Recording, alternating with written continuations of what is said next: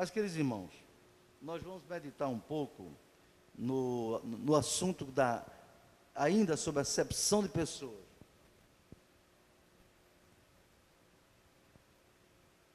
Vamos rememorar um pouquinho o que falamos até aqui, para vocês terem, muita gente não grava, não é? Não anota. Então, nós mostramos que Deus não gosta de acepção de pessoas. O Novo Testamento também demonstra isso. Deus não quer acepção de pessoas com relação a nacionalidades.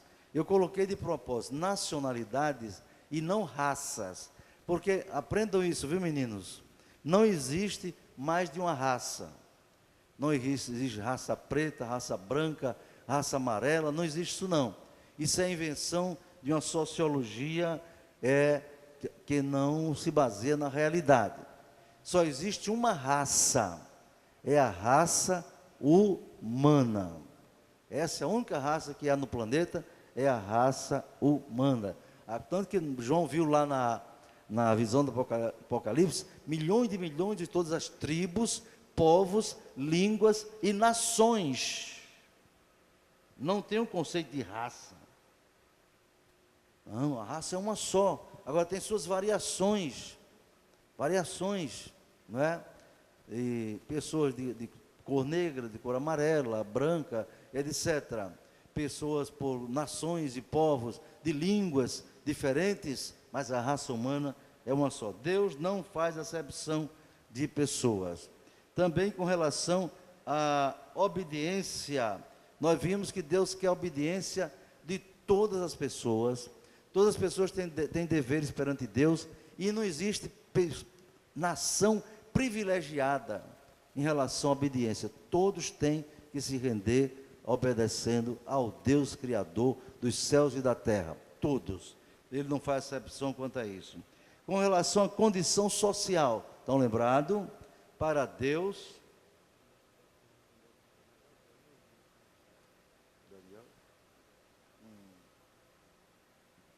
meus irmãos, vou fazer uma interrupção aqui para uma oração, um pedido de urgência. Quando é urgência, é bom atender com urgência, não é? Nosso irmão Daniel está no hospital com fortes dores, não é? Presbítero Daniel. Fiquemos de pé para essa rápida oração, porém, chegando com a nossa... Qual Daniel? Ora, presbítero nosso que ajuda no trabalho de diaconato aqui, das ofertas, esposa irmã Valéria. Querido Deus, bondoso Pai, neste momento, Senhor, não sabemos o que está acontecendo com o teu servo, o que aconteceu para ele sentir aquelas dores que obrigaram a ir em busca do hospital. Ele está ali, Senhor, buscando os recursos humanos que estão à disposição de todos nós. Porém, tu sabes o que é aquele problema e o que os médicos não puderem fazer. Chega ali com providência, chega como teu pronto socorro, Senhor, e o teu socorro pronto que não falha. Como diz a palavra, Deus é nosso refúgio e fortaleza, socorro bem presente na angústia. Visita o teu servo ali, chega em nome de Jesus, amém. Pode sentar. Acontece, irmão, por isso nós devemos estar preparados, porque você não sabe o dia de amanhã. Eu já vimos e dissemos que há pessoas que brincam de ser crentes. Estão no templo, mas não estão na igreja. Estão na denominação, mas o nome não está no livro da vida. Você não sabe o que vai acontecer. O ano passado, quando estive no Paraguai, um irmão lá, um advogado, com muita saúde. Esse ano já o encontrei ao quebrado, perdeu peso, e a suspeita de câncer, de leucemia. Então, ninguém sabe, só Deus é que nos guarda, não é, irmão? Por dentro e por fora. Mas vimos então que Deus não faz acepção de pessoas em relação à condição social. Não. Deus não trata o pobre de maneira diferente de quem é rico. Não. Muito pelo contrário. Jesus disse que o evangelho começou pelos pobres. Ele deu prioridade aos pobres, não que os pobres sejam mais importantes, mas ele deu prioridade por quê? Porque os pobres, meus irmãos, não adianta a realidade, são mais acessíveis.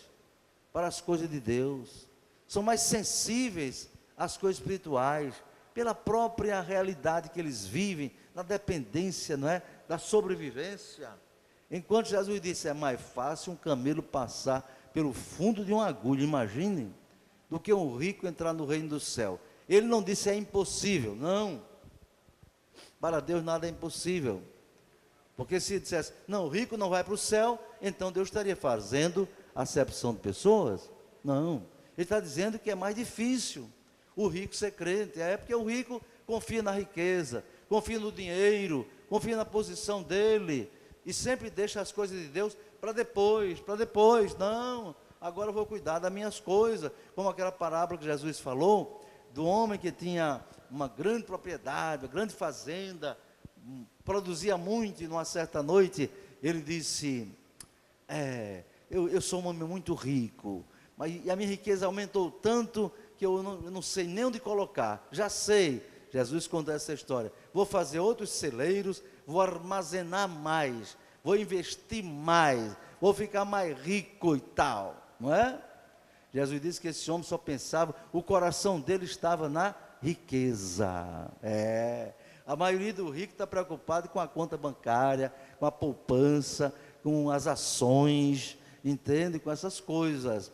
Esquece da parte espiritual. Aí Jesus disse que de noite, ele ouviu uma voz que dizia, louco, esta noite te pedirão a tua alma, e o que tens preparado, para quem será? Quando chega o dia final, tanto faz pobre como rico, meu irmão. Olha, lembre-se de uma coisa, o que você realmente investe, não é aqui. Você investe realmente o que você investe no reino de Deus, lá no céu. Por isso Jesus disse, ajuntai tesouro no céu, onde o ladrão não rouba, a traça não come, e o ferrugem não rói, não é? Não corrói. Lá no céu, você investir no reino de Deus para a sua vida, sua família, é isso que realmente vai ficar. Deus também não faz acepção de pessoa com relação a sexo. Vai a última reflexão. Deus não faz acepção de pessoas com relação a sexo. Meus irmãos, se lembra que eu falei, pela palavra de Deus, só existe, quantos sexos, irmão? Quantos sexos, meninas? 2. Quais são eles? Masculino, feminino, homem, mulher, macho e fêmea. Agora o diabo é tão nojento, que bota na cabeça dos psicopatas por aí, que tem muitos sexos. Aliás, eu li há poucos dias que existem 46 tipos de sexo. Olha que imbecilidade. Outro foi mais idiota ainda, disse, não, são 107 configurações sexuais. Já pensou? Aí disse, você tem heterossexual, homossexual, bissexual, entendeu? Aí saiu travesti, transgêneros, trans não sei o quê, entendeu? Mas eu não sei onde é que eles arranjaram tanta coisa. Somente na enciclopédia do diabo, meus irmãos queridos. Então Satanás está inventando isso. Não adianta, só tem 2 tipos, homem e mulher, macho e fêmea os criou. Pode inventar o que quiser. O inferno vai ficar cheio dessa gente que prega ideologia de gênero. Eu vi no Facebook ontem um jovem que era daqui, com orgulho, postando seu perfil no Facebook. Meu Deus, tem misericórdia desse rapaz. Ele está descendo a ladeira abaixo nas mãos do diabo, está levando ele para o inferno, e ele enganado até por igrejas que se dizem cristãs, que pregam a Bíblia. Deus não faz acepção de sexo, mas Ele exige o respeito ao seu plano em relação ao sexo. Deus não faz acepção, Ele salva o homem ou mulher. Agora, tem que obedecer ao plano de Deus, não é? Então, Deus não faz acepção assim. Agora, vamos falar sobre hoje, se não der para terminar hoje, terminando depois, com relação à salvação. Deus não faz acepção de pessoas em relação ao plano da salvação. Não, quando alguém disser a você, não vou na sexta-feira porque é sempre a mesma coisa, diga assim, é melhor, irmão, diz logo que tu estás com preguiça que geme. Diz que tu és um preguiçoso. Diz que tu não queres ouvir a palavra de Deus, porque não é verdade. Eu não repito uma mensagem aqui, meu irmão, nos cultos de doutrina, porque eu vou seguindo os textos da Bíblia. No capítulo 1 de Tiago, eu passei quanto tempo, Charles? 1 ano e alguns dias no capítulo 1 de Tiago. Agora eu estou começando no 2º capítulo, não sei quanto tempo vou passar. Eu quero transmitir o ensino da palavra de Deus, o ensino que nos edifique. Não quero mostrar que eu sei pregar, que eu tenho retórica, homilética, não. Eu quero mostrar a palavra de Deus, porque a palavra de Deus é viva e eficaz, mais penetrante do que uma espada aguda de 2 gumes, que penetra até a divisão da alma e do espírito, das juntas e medulas, e é capaz de discernir os pensamentos e as intenções do coração. É isso que eu desejo transmitir, essa palavra. Então, por que Deus não faz acepção de pessoas, meus irmãos? Veja bem, há uma doutrina chamada doutrina da predestinação, que para nós entendermos melhor, da predestinação absoluta. Essa doutrina foi formulada, foi pregada por um homem chamado João Calvino, um grande teólogo, não é? Francês, chamado João Calvino. Então ele formulou em resumo uma doutrina que diz o seguinte, vou ler para vocês aqui o que ele diz, que a salvação e a condenação, observe, é o decreto de Deus. Ele diz que a pessoa é salva por decreto de Deus, e a pessoa também é condenada para o inferno por decreto de Deus. E tem crente da Assembleia de Deus que é calvinista. Ele está no lugar errado, mas tudo bem.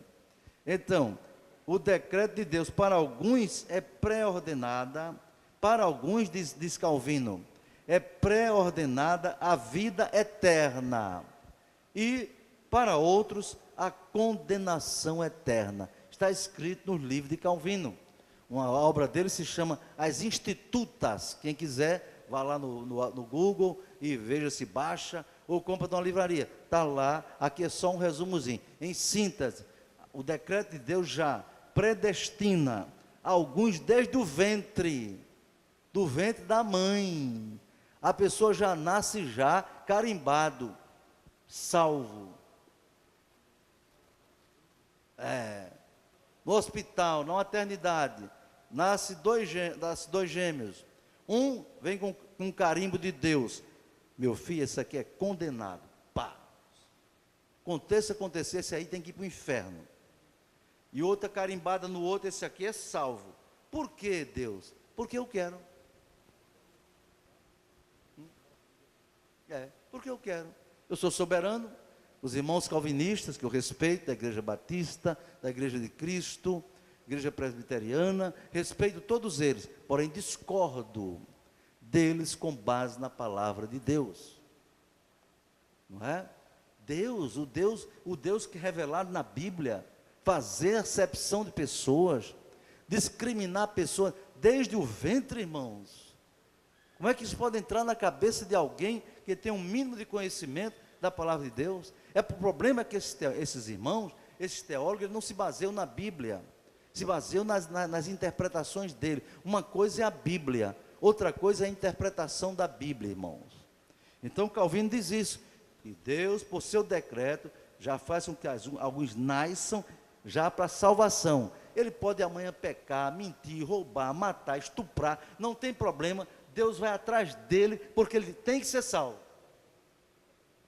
Agora, se uma pessoa é pré-ordenada para a perdição, pode ser um bom pai de família, pode ser uma pessoa educada, nunca fazer mal a ninguém, ajudar todo mundo, crer em Jesus Cristo, mas ele vai para o inferno. Tem que ir para o inferno porque Deus decretou. Onde é que tem isso na Bíblia?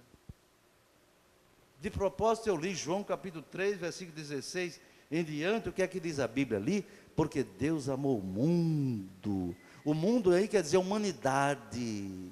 Aqui não diz Deus amou os eleitos. Deus amou os predestinados, não. Deus amou o mundo de tal maneira para que todo aquele, irmãos, todo aquele é qualquer um, todo aquele que nele crê, não pereça, mas tenha vida eterna. A salvação não é porque a pessoa foi eleito, a salvação é porque crê, a condenação é porque não crê. Crê e obedece, tenha cuidado, não é? A fé que salva, a gente chama também fé salvífica, é também a fé que obedece. Entende, irmão?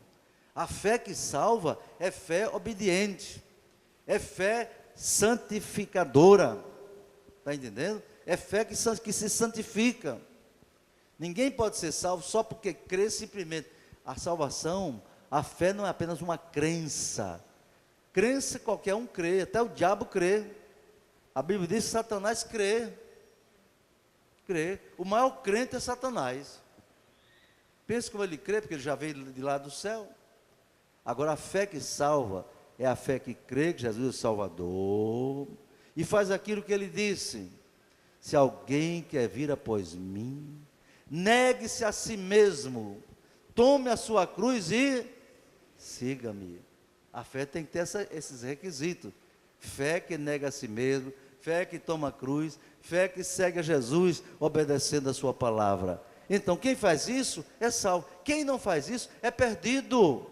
Não é porque nasceu para ir para o inferno, não. Deus não faz acepção de pessoas.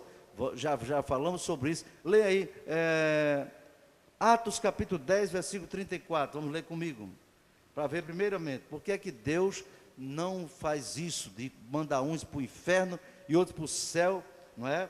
Primeiro, porque Deus não faz acepção de pessoas. Atos 10, 34. Abra sua Bíblia, você vai ler comigo. Atos 10, 34. Anote, porque isso é uma coisa muito séria, né? Que tem muitos crentes caindo nessa armadilha. 10, 34 e 35. Vamos ler? 1, 2. E abrindo Pedro a boca, disse: reconheço por verdade que Deus não faz acepção de pessoas, mas que lhe é agradável aquele que, em qualquer nação, o teme e obra o que é justo. Dê glória a Deus por isso. Não, em qualquer nação, japonesa, inglesa, brasileira, seja lá onde for, que o teme, olha, teme e faz o que é justo. Aí Deus se agrada, é salvo. Bem-aventurado o varão, não é, que anda nos caminhos do Senhor, que teme ao Senhor e anda nos seus caminhos. Tem que ter isso, temer o Senhor e andar nos caminhos. Não adianta temer a Deus e não obedecer. Não adianta. Então Deus não predestina uns para a salvação e outros para a perdição, porque Ele não pode negar, irmãos, Deus não pode negar duas coisas. A sua palavra, Ele não nega. Ele diz: eu velo pela minha palavra para cumprir. E Jesus foi mais forte e disse: passará os céus e a terra, mas as minhas palavras não hão de passar. Então, primeira coisa, Deus não faz acepção de pessoas, né? O seu caráter Ele não nega, não. Deus não pode ir contra a sua palavra, nem o seu caráter, não é? Então Ele não faz acepção de pessoas. Só para terminar essa parte, Efésios capítulo 6, versículo 9. Passa para frente, você vai encontrar Coríntios, Gálatas e Efésios 6, 9. Glória a Deus. Glória a Deus. Efésios 6, 9, vamos ler? 1, 2. E vós, senhores, fazei o mesmo para com eles, deixando as ameaças, sabendo também que o Senhor deles e vosso está no céu, e que para com ele não há acepção de pessoas. Eu tenho outras referências, mas o tempo não permite, tá certo? Primeiro, então, Deus não faz acepção de pessoa. Não tem sentido um Deus que não faz acepção de pessoa. Nasce 2 bebês. Eu uso a figura do carimbo, a Bíblia não diz isso. O carimbo eu estou usando como uma figura didática para os irmãos entenderem. Um bebê nasce na mesma hora ou no mesmo dia. Um sair carimbado para esse bebê aqui está condenado, vai para o inferno. Ora, aquele bebê não fez nada, não tem consciência de nada. Já está condenado, pobrezinho, desde o ventre.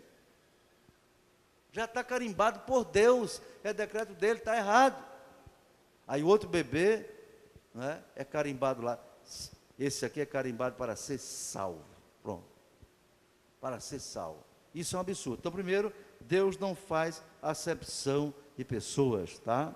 Deus pode ter algumas pessoas predestinadas, pode, em casos excepcionais, por sua soberania, tendo ele algum propósito. Por exemplo, João Batista foi escolhido por Deus desde o ventre.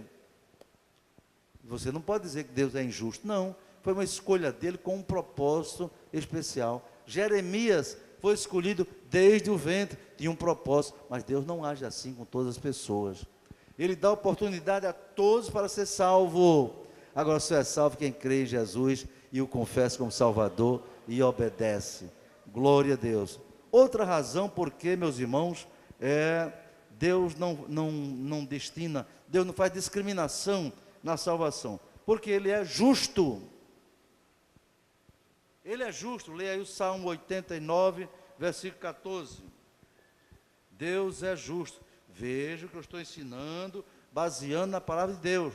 Não estou dizendo eu acho, eu penso, não. É a palavra. Salmo 89, versículo 14.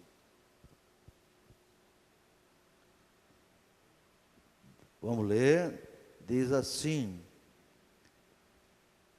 justiça e juízo são a base do teu trono, misericórdia e verdade vão adiante do teu rosto. Ora, a base do trono de Deus, quer dizer, a base do poder de Deus, a base da sua soberania, o trono representa isso, é justiça e juízo. Onde é que tem justiça se você tem dois seres humanos? Um, mesmo que queira ir para o céu, não pode, porque ele já está destinado para a perdição. Outro, que faz tanta coisa ruim, vai ter que ir para o céu, porque aí Calvino diz que a graça de Deus é irresistível para os eleitos. Mesmo que ele queira, não queira ser crente, a graça de Deus é irresistível. Ele tem que aceitar. Isso não faz sentido para um Deus justo e para um Deus bom. Então, primeira coisa, Deus não faz acepção de pessoa. Segundo, Ele é um Deus justo, e não tem justiça nenhuma você pegar duas pessoas e dizer, você tem que ir para o inferno, e você tem que ir para o céu. Não tem justiça. Isso é contra o caráter de Deus. Isso é contra o caráter de Deus revelado nas Escrituras. É o Deus justo. Uma outra coisa, Deus é bom. Salmo 100, versículo 5. Só seguir mais um pouquinho. Salmo 100, versículo 5, que diz: porque o Senhor é bom, e eterna a sua misericórdia, e a sua verdade estende-se de geração em geração. Deus é bom, e eterna a sua misericórdia. Olha, irmão, você vê que a bondade e a misericórdia de Deus estão andando juntas aí. Deus é bom. Quando diz Deus é bom, não quer dizer que Deus é bonzinho, não. É diferente da gente. Fulano está bom. Bom por quê? Porque ele faz isso e aquilo. Não, Deus é bom porque é da sua natureza divina. É bom no sentido absoluto. Qualquer homem pode ser bom, mas é no sentido relativo. Sentido relativo, não é? Deus não. Deus é bom no sentido absoluto, no sentido perfeito, no sentido divino. Deus é bom. E eterna a sua misericórdia.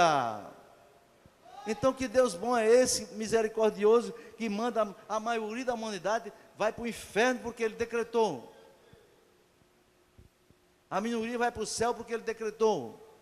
Está absolutamente contrário à palavra de Deus. Há uma manipulação das interpretações de alguns versículos bíblicos para acomodar a uma doutrina, a um ensino.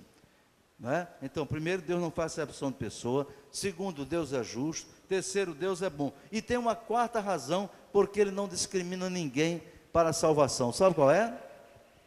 Deus não quer a morte do ímpio. Viu, menina? Anote aí, porque isso é importante. Vão te perguntar lá na escola. Deus não quer a morte do ímpio. E agora? Vamos fundamentar na Bíblia. Deus não quer a morte do ímpio. Ora, se a maioria da humanidade vai para o inferno, é porque essas pessoas são ímpias. E se elas vão para o inferno e Deus decretou, que culpa elas têm? Não, Deus não quer a morte do ímpio. Ele quer que o ímpio se salve. Você vai ler comigo, Ezequiel 18. Ezequiel, depois de Jeremias, né? Aqui é onde você fecha essa doutrina. Ezequiel, capítulo 18, 20 a 28. Nós provamos pela Bíblia que não tem fundamento, não é? A doutrina da predestinação absoluta. Não. 18 a 28. Esse aqui vocês vão ter que ler comigo. Aliás, do 20. Vamos lá, vamos dar um passeio agora nesse restinho de tempo pela Bíblia. Ezequiel 18, 20 a 28. Eu quero que toda a igreja leia, por favor. 1, 2. A alma que pecar, essa morrerá. O filho não levará a maldade do pai, nem o pai levará a maldade do filho. A justiça do justo ficará sobre ele, e a impiedade do ímpio cairá sobre ele. Agora observe, irmão, vamos ler isso aqui com muito cuidado. O 21. Mas se o ímpio se converter de todos os seus pecados que cometeu, e guardar todos os meus estatutos, e fizer justiça e juízo, certamente viverá, não morrerá. Olha, o homem é ímpio, está dizendo aqui, é ímpio, mas se ele se converter e praticar justiça, viverá aqui, quer dizer, será salvo. É verdade. Vamos para o outro, 22. E olha a coisa interessante, como Deus é interessante. Tem crente, irmão, que perdoa, mas não esquece, sabia? É comum, meu irmão, ter um tipo de perdão, eu perdoo, mas não esqueço. Alguém já disse, Deus perdoa, mas a igreja não perdoa. Viu? Tenha cuidado. Olha o versículo 22, vamos lá. De todas as suas transgressões que cometeu, não haverá lembrança contra ele. Pela sua justiça que praticou, viverá. É tão bom esse Deus que toda a ruindade que o cabra fez, né? Todo matou, roubou, prostituiu, drogado, miserável. Mas aceitou Jesus, o que ele fez, Deus disse, não se lembra mais. Não quero saber do passado dele. Você que é novo convertido, dê glória a Deus, não é verdade? Deus não se lembra mais do que vocês fizeram para trás. Dê glória a Deus por isto. O 23, aí vem uma questão interessante. Aí uma questão interessante, é o próprio Deus argumentando. Vamos lá? Desejaria eu, de qualquer maneira, a morte do ímpio? Diz o Senhor Jeová, não desejo antes que se converta dos seus caminhos e viva. Deus está dizendo, eu não quero a morte do ímpio, eu quero que ele se converta e viva. Então ele é vivo, ele vive não porque foi eleito, nasceu no ventre, ele é vivo porque ele se converteu, ele deixou os seus maus caminhos. Aqui o profeta não conhecia Jesus, não é? Mas aqui, agora não, agora além de ter tudo isso, a pessoa que é pecadora conhece Jesus, é apresentado Jesus a ele, o próprio Salvador, não é verdade? Aí vamos para frente, mas, cuidado, sempre depois do mais vem alguma coisa interessante. Mas, desviando-se o justo da sua justiça, e cometendo iniquidade, leia, fazendo conforme todas as abominações que faz o ímpio, porventura viverá. Agora observe, de todas as suas justiças que tiver feito, não se fará memória, na sua transgressão com que transgrediu, e no seu pecado com que pecou, neles morrerá. Está vendo? O sujeito é ímpio, nojento, pecador, miserável, matou, estuprou, mas um dia ouve a palavra de Deus e aceita Jesus como seu Salvador. Então diz aqui a palavra, ele vai viver por causa dessa justiça que ele praticou, aceitou a Deus, aceitou a sua palavra, né? Agora tem o contrário, e o justo? Se o justo, está vendo? Se desviar, cometer iniquidade, fizer o que o ímpio faz, não é? Tudo que ele faz, aí diz assim, todas as suas justiças não se fará lembrança. Não interessa. Ah, não, eu já fiz muita coisa boa para a igreja, eu já paguei o dízimo, eu já ajudei a evangelização, agora eu posso pecar, que não tem problema. Não, senhor. Aquilo que você fez de bom só tem valor se você continuar fazendo aquilo que é bom. Se você fizer ruindade, o que você fez, fica para lá. E vai morrer no seu pecado.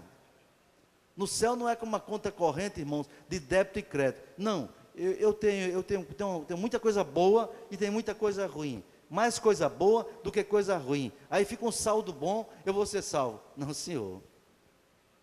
No pecado em que a pessoa morrer, ali ele será condenado.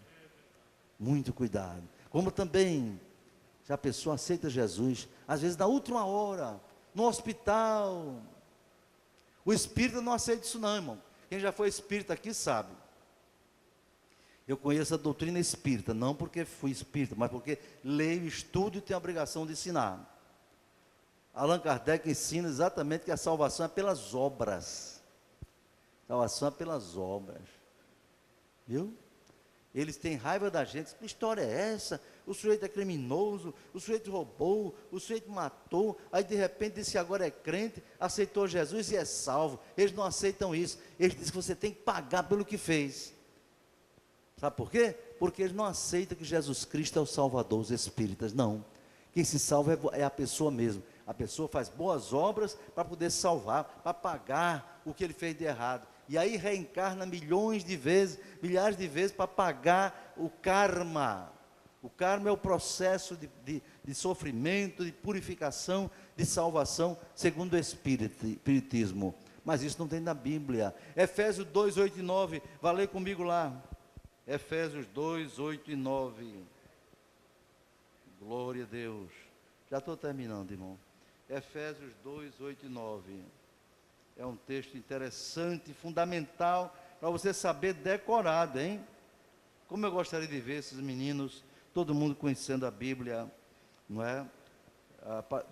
Assim, os versículos principais. Efésios 2, 8, vamos ler comigo? 1, 2. Porque pela graça sois salvos, por meio da fé, e isto não vem de vós, é dom de Deus, não vem das obras, para que ninguém se glorie. Digo amém? Não, tem um sujeito lá que é rico, faz muito boas obras, manda dinheiro para hospitais, dá muita cesta básica para as pessoas e tal, e ele pensa que vai comprar salvação com isso. Negativo. Não tem dinheiro, não tem obra que pague a salvação de uma alma. O único preço que paga a salvação de uma alma é o preço do sangue de Jesus Cristo derramado na cruz do Calvário. Dê glória a Deus por isso. Então, já aprendemos esta noite, em relação à salvação, Deus não faz essa acepção de pessoas. Primeiro, porque Ele não faz acepção de pessoas. Segundo, Ele é um Deus justo. Terceiro, Ele é um Deus bom. E quarto, Ele não quer a morte do ímpio. O ímpio é quem quer, mas Deus não quer. Paulo disse que Deus quer que todos se salvem e cheguem ao conhecimento da verdade. Amém, meus irmãos?